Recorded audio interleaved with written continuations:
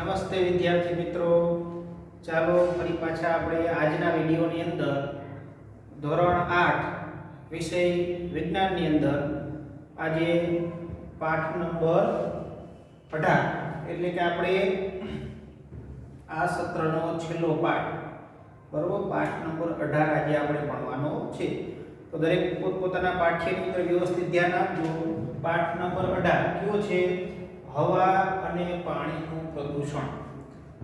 તમને પાઠનું નામ સાંભળતા જ એટલે જોતા જ તમને ખ્યાલ આવી ગયો હશે કે આ પાઠ સાવ સહેલો હશે, ખૂબ મજા આવશે, બરોબર. આના વિશે આપણે અવારનવાર ભણી ગયા છીએ આગળના ધોરણમાં, અથવા તો આપણે સાંભળેલું છે, બીજા સમાચારોમાં વાંચેલું પણ છે, બરોબર. જેથી કરીને આપણે આ પાઠની અંદર ઘણું બધું તો આપણે જાણતા જ હશું. તો ફરીથી આપણે આજના પાઠની અંદર 18મા પાઠનો પણ વિગતવાર આપણે અભ્યાસ કરશું. તો દરેક વ્યવસ્થિત ધ્યાન આપજો. પાઠ નંબર 18 હવા અને પાણીનું પ્રદૂષણ. હવે તમે વિજ્ઞાનમાં સમાજની અંદર પ્રદૂષણ વિશે તો ભણી જ ગયા છો કે પ્રદૂષણ એટલે શું. પ્રદૂષણના પણ પ્રકાર છે. તમને જે કંઈ પણ ખ્યાલ છે કે પ્રદૂષણ એટલે કે જે કંઈ પણ અનિચ્છનીય ઘટકો છે જે હવામાં, પાણીમાં, જમીન એટલે કે ભૂમિમાં કે ધ્વનિમાં જે કંઈ પણ ઘટકો, અનિચ્છનીય ઘટકો ભળવાથી જે પરિસ્થિતિ સર્જાય છે, બરાબર, એને આપણે શું કહીએ છીએ? પ્રદૂષણ કહેવાય છે. પછી હવાનું પ્રદૂષણ પણ હોઈ શકે છે, ભૂમિનું પ્રદૂષણ પણ હોઈ શકે છે, પાણીનું પ્રદૂષણ પણ હોઈ શકે, અને છેલ્લે આપણે ધ્વનિ પ્રદૂષણ વિશે પણ આપણે જાણીએ છીએ. અવાજનું પ્રદૂષણ, ઘોંઘાટ, બરાબર, જેને આપણે ધ્વનિ પ્રદૂષણ વિશે આપણે એને કહી શકાય. તો આજના પાઠની અંદર આપણે આ પાઠમાં હવાનું પ્રદૂષણ અને પાણીના પ્રદૂષણ વિશે આપણે વિગતવાર અભ્યાસ કરવાનો છે. તો પાઠની શરૂઆત કરતા પહેલા આપણે પાઠની અંદર જે સામાન્ય થોડી ઘણી હવા અને પાણીના પ્રદૂષણ વિશે વાત કરેલી છે એના વિશે જોઈએ. ત્યાર પછી આપણે વિગતવાર હવાનું પ્રદૂષણ અને પાણીના પ્રદૂષણ વિશે આપણે જોશું. તો શું કહે છે કે પહેલી અને બુજો, જે આપણને ખ્યાલ છે કે પાઠ્યની અંદર જે અમુક નવા પ્રશ્નો કરે છે, તો એ શું કહે છે? પહેલી અને બુજો, કે પહેલી અને બુજો તાજમહલ, જે દિલ્હીમાં આગ્રાની અંદર જે તાજમહેલ આવેલો છે, કે દુનિયાની 7 અજાયબીઓમાંનો એક છે તાજમહલ.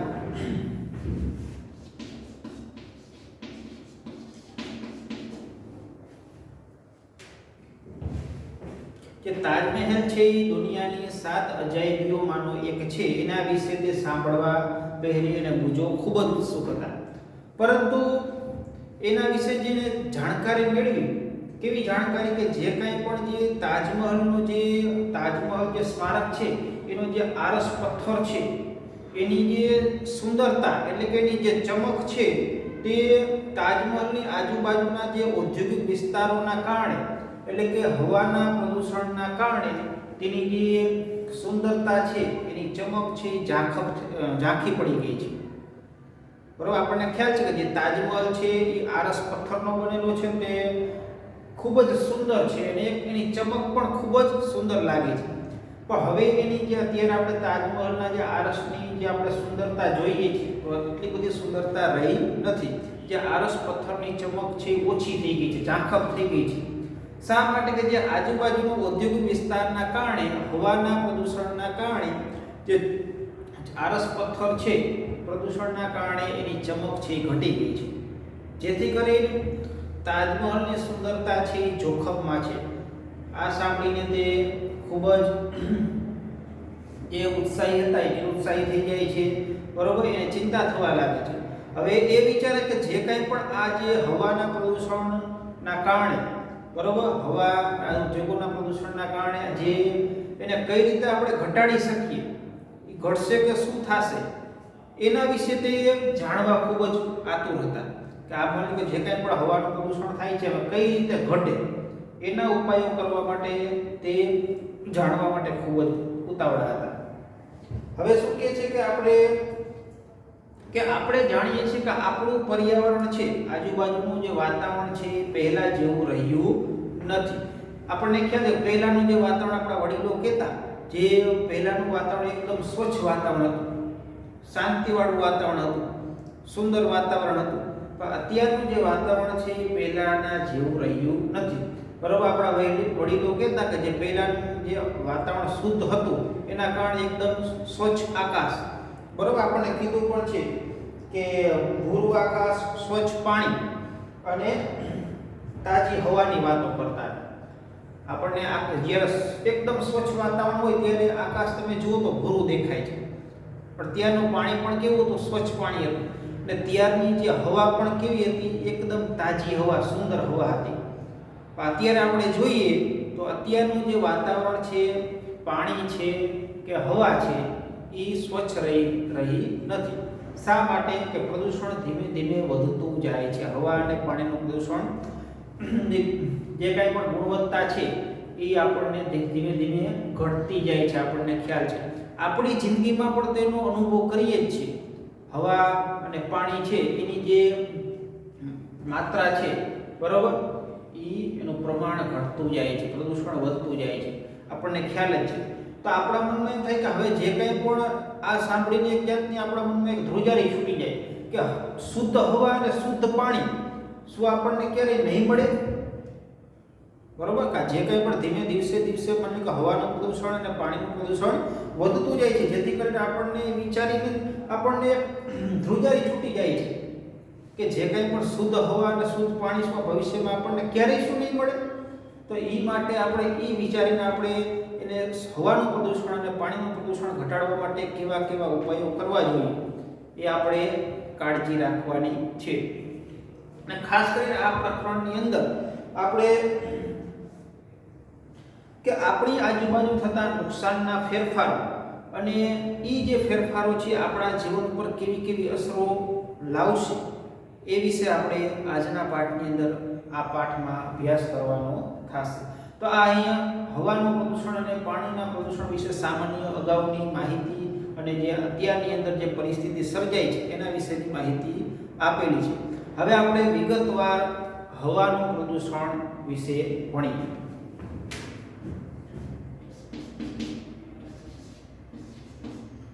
હવાનું પ્રદૂષણ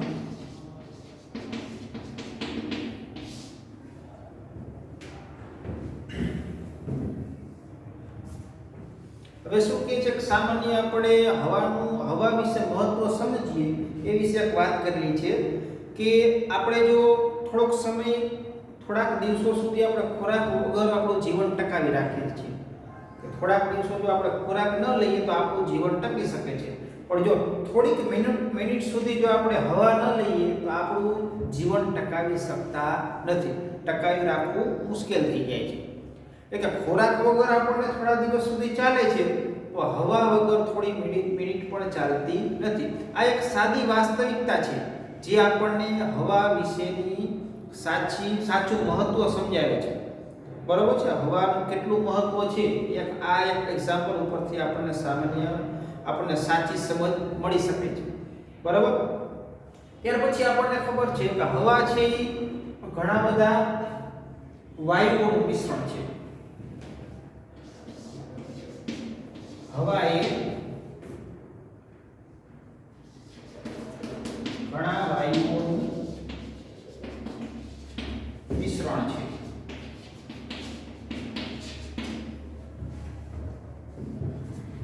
કે હવા એ વાયુઓનું મિશ્રણ છે. એમાં આપણે જો હવાની અંદર જે વાયુઓનું મિશ્રણ છે એનું કદનું પ્રમાણ પણ આપણને ખ્યાલ છે. એટલે કે હવાની અંદર આપણને ખ્યાલ છે કે જો કદના પ્રમાણમાં જોઈએ તો 78% શું આવેલું છે? નાઇટ્રોજન આવેલું છે.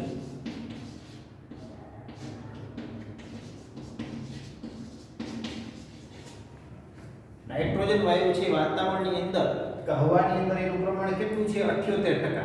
ત્યાર પછી 21% કયું વાયુ આવેલું છે? ઓક્સિજન વાયુ આવેલું છે.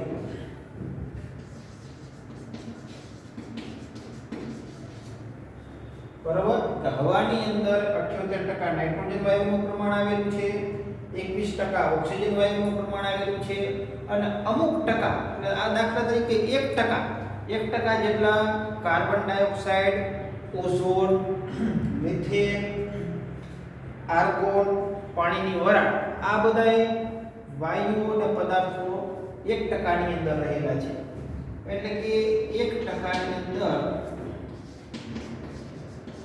Carbon dioxide, methane, ozone, argon, પાણીની વરાળ વગેરે.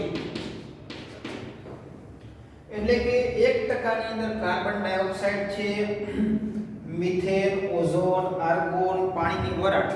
આપણને ખાસ કરીને કાર્બન ડાયોક્સાઇડનું પ્રમાણ 0.01% કહીએ છીએ, બરોબર, કે 0.03% કાર્બન ડાયોક્સાઇડનું પ્રમાણ હોય છે. પણ 1% ની અંદર જે કંઈ પણ અન્ય વાયુઓ છે બધા 1% ની અંદર એનો સમાવેશ થઈ જાય છે. તો આ રીતે વાયુઓની અંદર જે કંઈ પણ વાયુઓ રહેલા છે એનું મિશ્રણ થઈ અને હવા બને છે. એટલે આ રીતે હવા છે એ વાયુઓનું મિશ્રણ કહેવામાં આવે છે.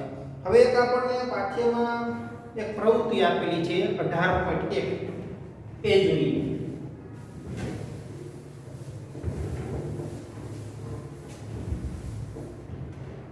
હવે આપણને પાઠ્યમાં જે પ્રવૃત્તિ શું કહેવા માંગે છે, આપણે અમુક એવા સ્થળોની સરખામણી કરીએ કે જેની અંદર હવાની ગુણવત્તા કેવી રહેલી છે, બરોબર. તો એમાં પેલું સ્થળ આપણને આપેલું છે બગીચો અને વ્યસ્ત રસ્તો.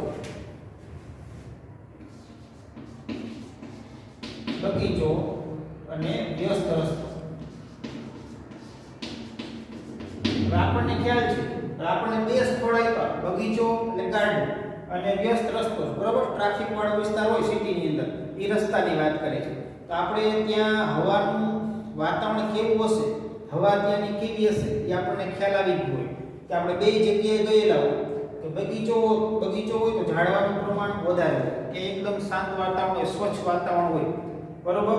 અને વ્યસ્ત રસ્તો એટલે ટ્રાફિક વાળો રસ્તો હોય તો વાહનોની અવરજવર, મોટા વાહનોની અવરજવર વધારે હોય, જેના કારણે ધૂળ રજકણોનું પ્રમાણ વધારે હોય, બરોબર. તો આપણને ખ્યાલ છે કે બગીચો હોય તો એકદમ હવા કેવી હોય, શુદ્ધ હવા હોય. અને વ્યસ્ત રસ્તામાં હોય, ટ્રાફિક વાળા રસ્તામાં હવા છે એ શુદ્ધ હોતી નથી, હવાનું પ્રદૂષણ જોવા મળે છે, બરાબર. ત્યાર પછી બીજું આપણને કીધું ઉદાહરણ આપેલું છે કે રહેણાંક વાળો વિસ્તાર અને ઔદ્યોગિક વિસ્તાર.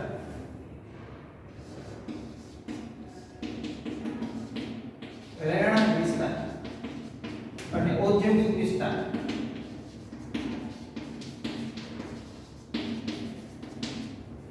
હવે શું કહે છે કે જે કંઈ પણ રેસિડેન્સી એરિયા હોય, રહેણાંક વિસ્તાર હોય, બરોબર, કે વધુ પડતી પબ્લિક ત્યાં રહેતી હોય એવો વિસ્તાર, અને ઔદ્યોગિક વિસ્તાર કે જેવી એવી જગ્યા કે જ્યાં ઉદ્યોગો હોય, કારખાના હોય, બરોબર, એવો વિસ્તાર. એ બે વિસ્તારની જો આપણે સરખામણી કરીએ તો કઈ જગ્યાએ શુદ્ધ હવા હોય છે, કઈ જગ્યાએ હવાનું પ્રદૂષણ જોવા મળે છે.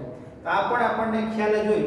ખાસ કરીને આપણે બને ત્યાં સુધી રહેણાંક વિસ્તાર કેવી જગ્યાએ હોય, એકદમ શાંત વાતાવરણ હોય, શુદ્ધ હવા હોય, તાજી હવા મળતી હોય, એવી જગ્યાએ આપણો રહેણાંક વિસ્તાર હોય. પણ એ ઔદ્યોગિક વિસ્તારની સાપેક્ષમાં રહેણાંક વિસ્તારની હવા કેવી હોય, શુદ્ધ હવા હોય, સારી હવા હોય, સારું વાતાવરણ હોય.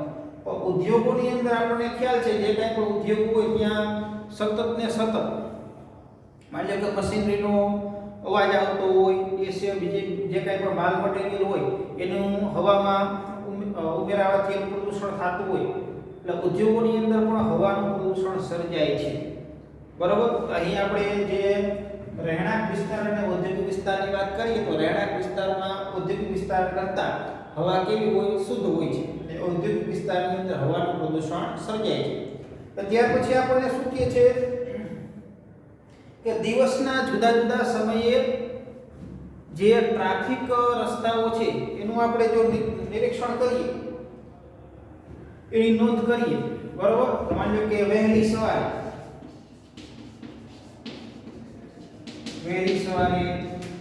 બપોરે અને સાંજે, કે જ્યારે આપણે સિટીની અંદર માની લો કે ટ્રાફિક જે વિસ્તાર છે, ટ્રાફિક રસ્તાઓ, બરોબર, અહીંયા આપણે વહેલી સવારે, બપોરે અને સાંજે જો એ જગ્યાનું નિરીક્ષણ કરીએ તો ત્યાં પણ આપણને હવાનું પ્રદૂષણ અલગ અલગ સમયે આપણને અલગ અલગ જોવા મળે છે. માની લો કે ટ્રાફિક વાળો વિસ્તાર છે, પણ ખાસ કરીને એ જગ્યાએ આપણે વહેલી સવારે જઈએ તો વાહનોની અવરજવર સાવ ઓછી હોય છે, વાતાવરણ પણ એકદમ કેવું હોય છે? શુદ્ધ હોય છે, બરોબર. સૂર્યનો પ્રકાશ હોતો નથી, બરોબર. એકદમ સવારે ટાઢું વાતાવરણ હોય છે. તો સવારના સમય દરમિયાન આપણને ખબર છે કે હવાનું પ્રદૂષણ એટલું બધું હોતું નથી, બરોબર. શુદ્ધ વાતાવરણ છે. ત્યાર પછી એ જ સ્થાન પર જ્યારે આપણે બપોરે નિરીક્ષણ કરીએ તો વાહનોની અવરજવર ખૂબ જ વધારે હોય છે. દિવસે આપણને ખ્યાલ જ છે કે વાહનોની અવરજવર વધારે હોય, જેના કારણે હવાની અંદર પ્રદૂષણ સર્જાય છે. પછી એ જ રીતે માની લો કે આપણે રાત્રિ દરમિયાન સાંજે મોડી સાંજે આપણે જોઈએ તો ફરી પાછું આપણને હવાનું પ્રદૂષણમાં ઘટાડો જોવા મળશે. ફરી પાછી ધીમે ધીમે આપણને શુદ્ધ હવા, આપણને ખબર છે રાત્રે આપણે હવા ખાવા જતા હોય છે, એકદમ તાજી હવાનો અનુભવ કરતા હોય છે. તો રાત્રિ દરમિયાન પણ હવાનું પ્રદૂષણ એટલું બધું હોતું નથી. ત્યાર પછી જે ઉદાહરણ આપેલું છે ગામડું અને નાનું શહેર.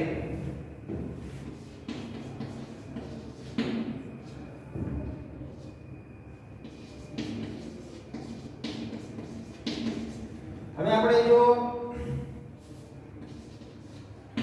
ગામડું એટલે ગામડાની અને જો શહેરની વાત કરીએ, સિટીની વાત, તો એમાં પણ આપણને એની હવાની ગુણવત્તા અલગ અલગ જોવા મળે છે. ગામડાની અંદર તમે જુઓ તો વાહનોની અવરજવર એટલી બધી હોતી નથી, ત્યાં ઝાડવા હોય છે જેના કારણે એકદમ શુદ્ધ હવા અને વાતાવરણ કેવું હોય? સ્વચ્છ હોય છે, જેના કારણે ગામડાની અંદર હવાનું પ્રદૂષણ જોવા મળતું નથી.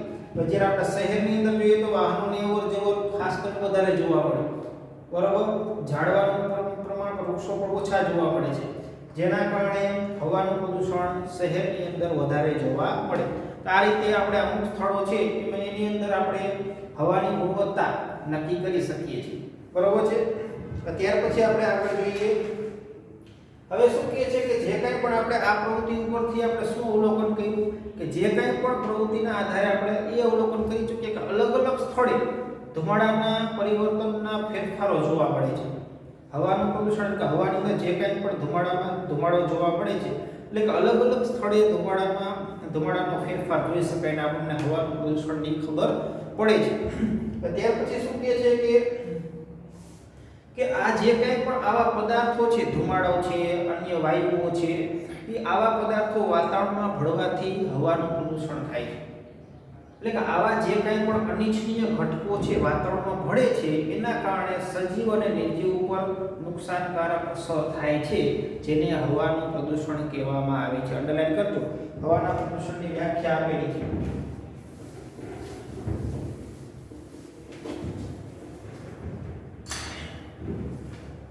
શું કહે છે? અનિચ્છનીય ઘટકો. અનિચ્છનીય ઘટકો હવામાં ભળવાથી સજીવ અને નિર્જીવ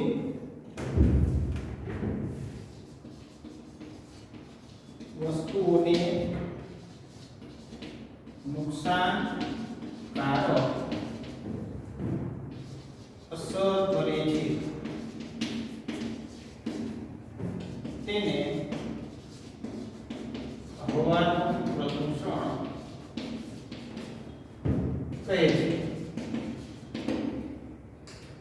શું કીધું કે જે કંઈ પણ અનિચ્છનીય ઘટકો છે, બરોબર, ધુમાડો છે કે અન્ય વાયુ જે વાતાવરણને શું કરે છે? વાતાવરણની હવામાં ભળે છે, એના કારણે સજીવ અને નિર્જીવ વસ્તુઓને નુકસાનકારક અસર કરે છે. તો આને શું કહેવાય છે? હવાનું પ્રદૂષણ કહેવામાં આવે છે. હવે જોઈએ આપણે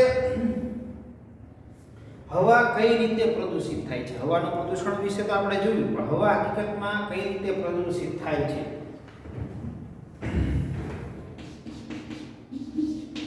હવા કઈ રીતે પ્રદૂષિત થાય છે? તો ધ્યાન આપો, પાઠ્યમાં શું કહે છે કે જે પદાર્થો હવાને પ્રદૂષિત કરે છે તેને વાયુ પ્રદૂષકો કહેવાય છે. શું કીધું? વાયુ પ્રદૂષકો કોને કહે છે એ પણ વ્યાખ્યા પૂછી શકાય કે જે પદાર્થો હવાને પ્રદૂષિત કરે છે તેને વાયુ પ્રદૂષકો કહે છે. કે જે પદાર્થો હવાને પ્રદૂષિત કરે છે તેને વાયુ પ્રદૂષકો કહે છે। ખાસ અંડરલાઈન જો વાયુ પ્રદૂષકોની પણ વ્યાખ્યા પૂછી શકાય ને ખાસ કરીને આ જે કંઈ પણ વાયુ પ્રદૂષકો છે એ કુદરતી સ્ત્રોતમાંથી પણ ઉત્પન્ન થતા હોય છે। જેમ કે માની લો કે જંગલની આગ છે, જંગલમાં આગ લાગી અથવા તો જ્વાળામુખી ફાટે એવી ઘટનાઓ બને તો એના કારણે પણ હવાની અંદર જે આવા અલગ અલગ વાયુઓ છે હવામાં ઉમેરાય છે એના કારણે પણ હવાનું પ્રદૂષણ થાય છે। એટલે કે કુદરતી સ્ત્રોતો તરીકે પણ વાયુ પ્રદૂષકો રહેલા છે, જંગલની આગ છે, જ્વાળામુખી ફાટવાથી, અને એ સિવાય કોઈ પણ માનવ સર્જિત પ્રવૃત્તિઓના કારણે પણ જે પ્રદૂષકો છે એ હવામાં ઉમેરાય છે। માનવ પ્રવૃત્તિઓ કેવી છે કે માની લો કે વાયુ પ્રદૂષકોની અંદર જો માનવ પ્રવૃત્તિઓમાં જો સ્ત્રોત તરીકે જોઈએ તો કારખાના છે, વિદ્યુત મથકો છે, બરોબર, લાકડાનું દહન છે, છાણાનું દહન છે। તો આ જે કંઈ પણ માનવ પ્રવૃત્તિઓના કારણે જે આવા જે સ્ત્રોતોમાંથી જે પ્રદૂષણ થાય છે, બરોબર, જે પ્રદૂષકો હવામાં ઉમેરાય છે એના કારણે પણ હવાનું પ્રદૂષણ સર્જાય છે। આ રીતે કુદરતી રીતે અને કૃત્રિમ રીતે પણ, બરોબર, જે હવાની અંદર પ્રદૂષકો ઉમેરવાથી હવાનું પ્રદૂષણ સર્જાય છે, બરોબર છે। હવે જો તમને પાઠ્યમાં ચિત્ર પણ આપેલું છે કારખાનામાંથી નીકળતો ધુમાડો, જો કારખાનાનું ચિત્ર છે તમે એમાં ચીમનીમાંથી તમે ધુમાડો જોઈ શકો છો નીકળે છે અને એ કેમાં જાય છે હવાની અંદર, અને ધુમાડાની અંદર શું હોય છે જે વાયુ પ્રદૂષકો જ છે, સલ્ફર ડાયોક્સાઇડ છે, કાર્બન ડાયોક્સાઇડ છે, નાઇટ્રોજન ઓક્સાઇડ છે, આ બધા વાયુ પ્રદૂષકો જ છે જે હવામાં ભળે છે અને પ્રદૂષણ થાય છે। ત્યાર પછી જો વાત કરીએ તો આપણને ખ્યાલ જ છે કે દિન પ્રતિદિન માની લો કે બાળકોની અંદર શ્વાસ સંબંધિત રોગોનું પ્રમાણ વધતું જાય છે। તો એ શેના કારણે કે હવાનું પ્રદૂષણ જેમ જેમ વધવાના કારણે ધીમે ધીમે આપણે જો એક નિરીક્ષણ કરીએ, એક અહેવાલ નિરીક્ષણ કરીએ, આજુબાજુ અડોશ પડોશમાં જો આપણે બાળકોનું નિરીક્ષણ કરીએ અથવા તો કોઈ પણ વ્યક્તિઓનું નિરીક્ષણ કરીએ તો શ્વાસ સંબંધિત ઘણા બધા પીડાતા લોકો તમને જોવા મળે છે। તો આ શેના કારણે શ્વાસ સંબંધિત રોગો ઉત્પન્ન થાય છે? હવાના પ્રદૂષણના કારણે વધારે પડતા જોવા મળે છે। ત્યાર પછી વાત કરીએ તો કે હવાના પ્રદૂષણથી શ્વાસ સંબંધિત ઘણી બધી સમસ્યાઓ સર્જાય છે, એ આપણને ખ્યાલ છે। ખાસ કરીને કહ્યું કે હવાના પ્રદૂષણના કારણે સૌથી વધારે રોગો શેના જોવા મળે? શ્વાસ સંબંધિત રોગો જોવા મળે છે। તો જે કંઈ પણ આપણને પ્રદૂષિત હવામાં રહેલા પદાર્થો કે પ્રદૂષકો વિશે આપણે જાણીએ કે હવાની અંદર જે એવા કયા પદાર્થો છે, એવા કયા પ્રદૂષકો છે જે હવાને પ્રદૂષિત કરે છે। તો ખાસ કરીને આપણે જોઈએ વાહનોની અંદર કેવા પદાર્થો રહેલા છે, કયા પ્રદૂષકો રહેલા છે જેના કારણે હવાનું પ્રદૂષણ સર્જાય છે। હવે આપણને ખ્યાલ છે કે વાહનોની અવરજવર ખૂબ જ વધી ગઈ છે। અત્યારે આપણે જોઈએ તો વાહનોની અવરજવર ખૂબ જ વધારે છે।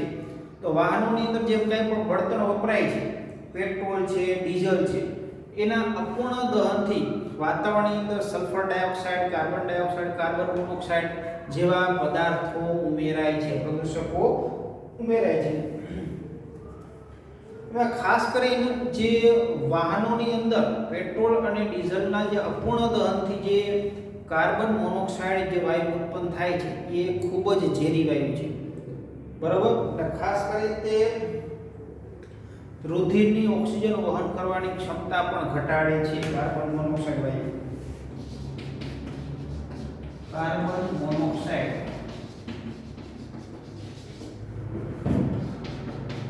ઝેરી વાયુ છે એટલે રુધિરમાં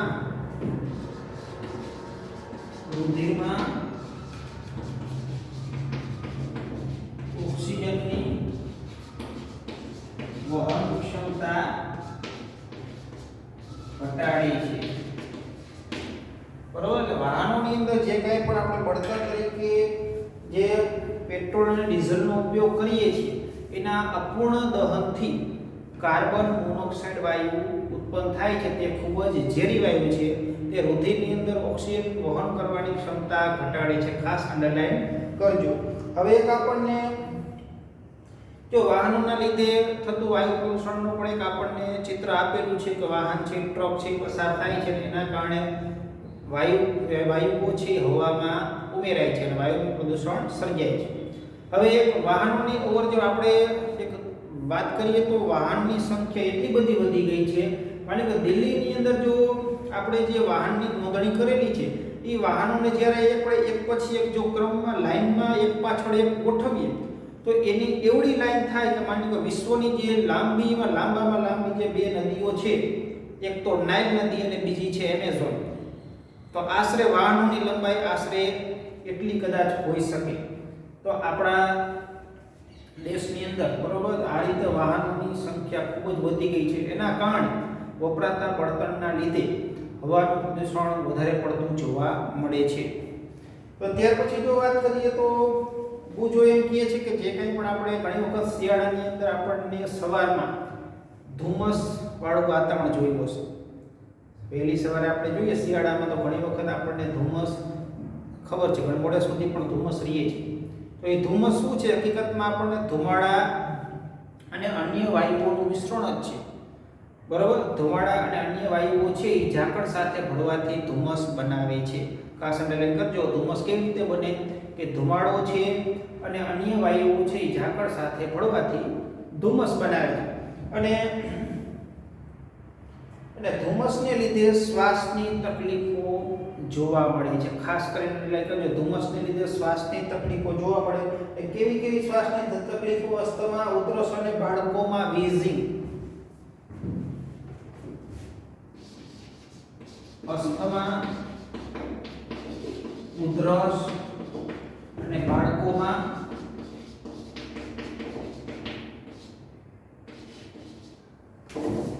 આપેલું છે વીઝિંગ.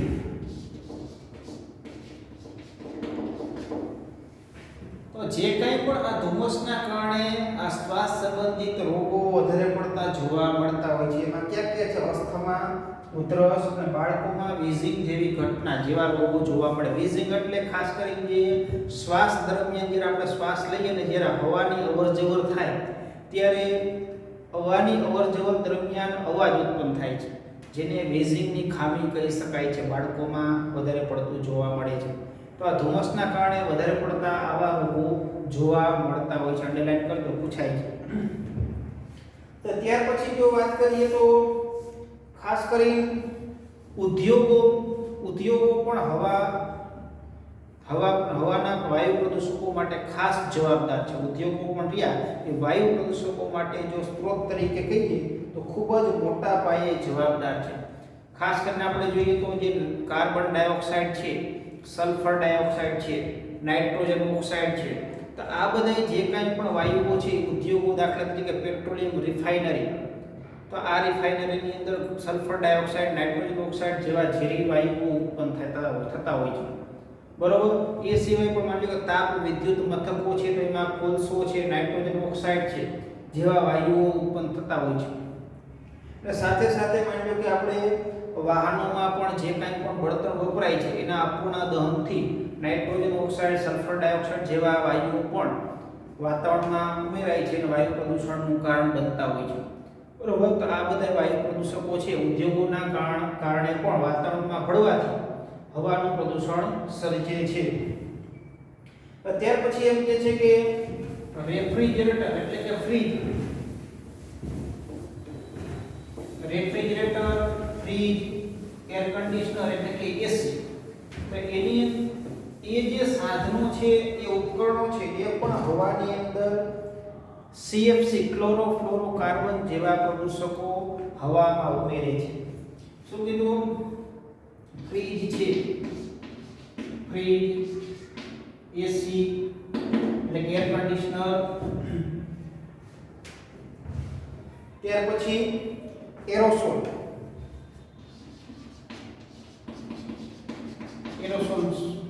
સ્પ્રે કહીએ ને કે હવાની અંદર આપણે જે સ્પ્રે મારીએ છીએ, તો આ જે કંઈ પણ ઉપકરણો છે ફ્રીજ, એસી, એરોસોલ સ્પ્રે, તો એની અંદર ખાસ કરીને પ્રદૂષકોમાં CFCS અથવા CFC પણ કહેવાય, ક્લોરોફ્લોરોકાર્બન્સ. કાર્બન્સ લખે તો CFCS, બરોબર, અથવા તો ક્લોરોફ્લોરોકાર્બન, ક્લોરોફ્લોરોકાર્બન પણ કહી શકાય. તો CFC. તો આ જે કંઈ પણ વાયુઓ છે, વાયુ પ્રદૂષકો છે, એ ફ્રીજ, એસી, એરોસોલ સ્પ્રે જેની અંદરથી ઉત્પન્ન થતા હોય છે અને ખૂબ જ મોટા પાયે વાયુ પ્રદૂષણ સર્જે છે. આજ ખાસ કરીને જે ક્લોરોફ્લોરોકાર્બન જે પ્રદૂષક છે એ આપણા વાતાવરણની અંદર જે ઓઝોન સ્તર રહેલું છે એને ખૂબ મોટા પાયે નુકસાન પહોંચાડે છે. અને આપણને ખ્યાલ છે કે ઓઝોન સ્તર છે એ આપણા શરીરને કેટલી હદે રક્ષણ આપે છે કે સૂર્યમાંથી આવતા જે હાનિકારક કિરણો છે, કયા કિરણો આપેલા છે આપણને?